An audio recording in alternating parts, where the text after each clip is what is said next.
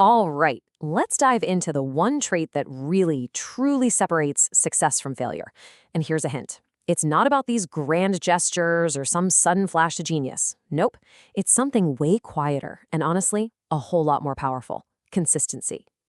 I mean, you've probably asked yourself this, right? You see someone achieve something amazing and you think, what's their secret? Were they just born with it? Are they just lucky?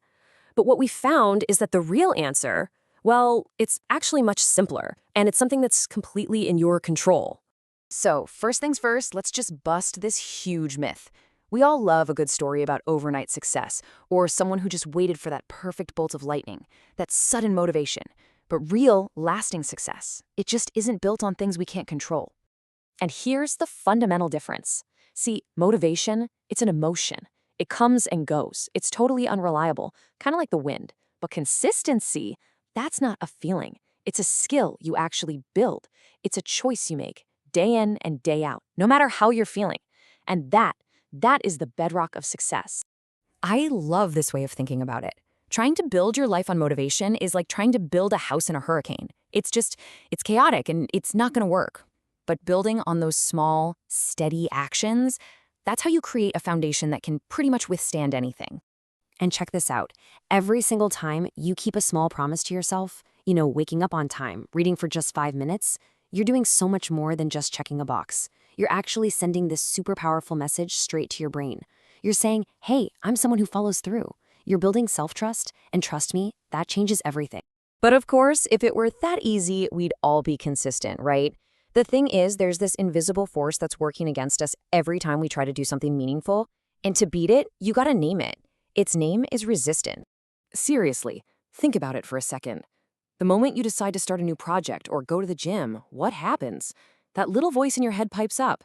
You can do it later. You're too tired. Just start fresh tomorrow. That's resistance.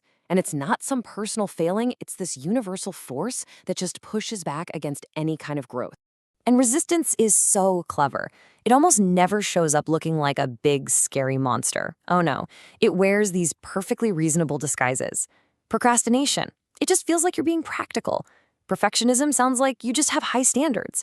But really, they're all just shields for the real enemy, which is the fear of actually starting. So how do we fight back? Well, not with some huge surge of willpower. We use a simple, really practical tool designed to just bypass resistance altogether. Let's talk about the 5-minute rule. The absolute brilliance of this is that it lowers the bar so much that resistance has nothing to push against. The goal isn't write a chapter, it's just write for 5 minutes. And here's the key. You give yourself full permission to stop when the timer goes off. But the magic is an object in motion tends to stay in motion. Getting started is always the hardest part, and this rule makes starting almost frictionless. Okay, this next part is a total game changer. We have it completely backward most of the time. We sit around waiting to feel motivated so we can act. But in reality, it's the action that creates the motivation. Momentum is born from movement. It doesn't matter how small. And here's a great little companion to that, the 2-minute rule. It's simple. If a task takes less than 2 minutes to complete, you just do it immediately. Answering that one email, putting a few dishes away, tidying your desk, these little immediate wins build momentum and clear out the mental clutter that procrastination loves to feed on. Now, these rules are fantastic for getting started, but for long-term, lasting consistency, we need something a little more robust than just a few tactics. We have to go beyond willpower. We need to build a system. Think of willpower like your phone battery, It just drains throughout the day. A system, on the other hand, is like being plugged into the wall.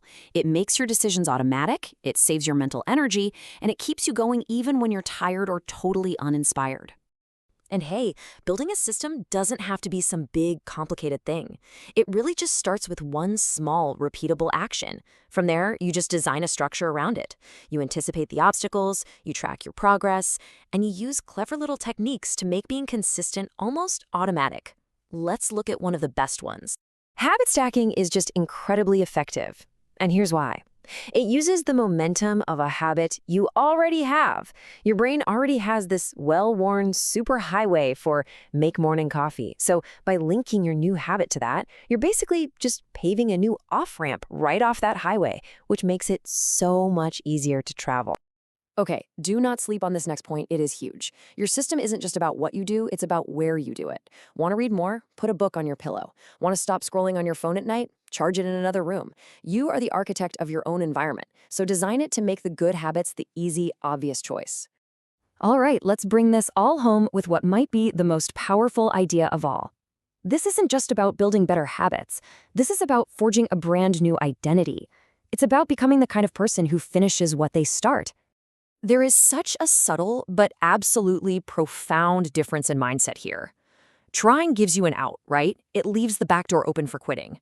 But committing slams that door shut. It's a declaration. It says, I'm seeing this through no matter what. So, this is your first step in that identity shift. Just eliminate the word try from your vocabulary when you talk about your goals. It's a weak word. It gives you permission to negotiate with yourself later. And here's what you replace it with. You start saying, I am. Instead of, I'll try to work out, it becomes, I am the person who never misses a Monday workout. Instead of, I'll try to write, it's, I am a writer. See? You're no longer just doing an action. You're living out an identity. And that is the ultimate reframe. Success isn't some far-off mountaintop you have to climb to. It's the process. It's how you live. You are successful today when you keep the promise you made to yourself yesterday. Success becomes a daily practice, not some distant, fuzzy dream. Look, in the end, it all boils down to this one thing. The moment you stop blaming your circumstances or waiting for the perfect conditions or looking for someone else's permission, that is the moment you reclaim your power. Real consistency begins with radical ownership.